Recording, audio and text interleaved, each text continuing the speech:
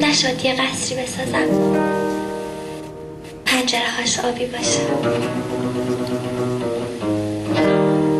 نشد یه قصری بسازم پنجره هاش آبی باشه، من باشم و اون باشه و یک شب مهتابی باشه.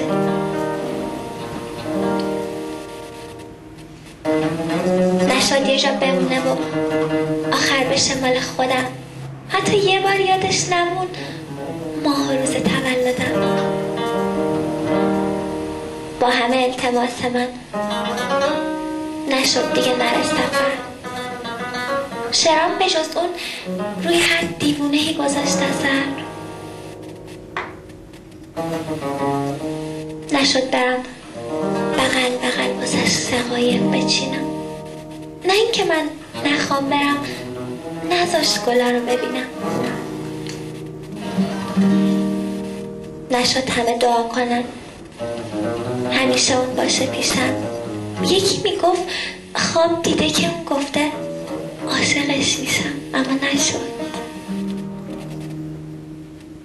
نشد قسمت ما یه لحظه روشن و خوش پیغام واسش فرستادن بیا بازم منو بکش.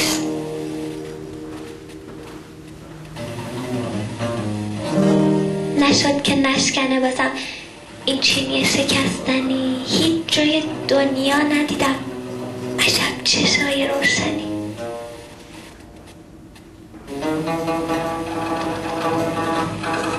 باور نکرد یه موجهشو به 100 تا دنیا نمیدم. دیگه تارمو خواستم نداد، گفت به تو دریا نمیدم. راست میگه هرچی اون بگه، من کجا و دیوونگی. چجور به حرفش گوش کنم؟ اون گفت بچسب به زندگی. خلاصه که آخر نشد ما گل سرخ بو کنیم. اون گفت برو که بتونیم خوب حفظ آبرو کنیم. نشد یه بارم برسم به آرزوهای محال. یه خاطره مونده برام با یه سبد میوه کال.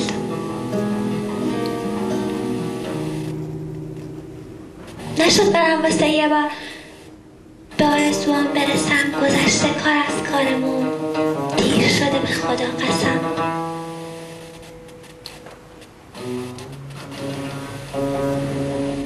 نشد به موقع این کویر ابریش بارون بگیره. نشد خودش آینه که هست بیاد و شمدون بگیره.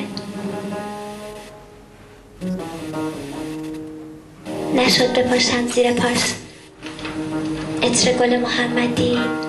نشد بهم جواب بده، حتی بهم بگه بدی. نشد دوست دارم بگه به من که نه به دیگری. نشد یه بارم رد نشه از روی شعرها سرسری.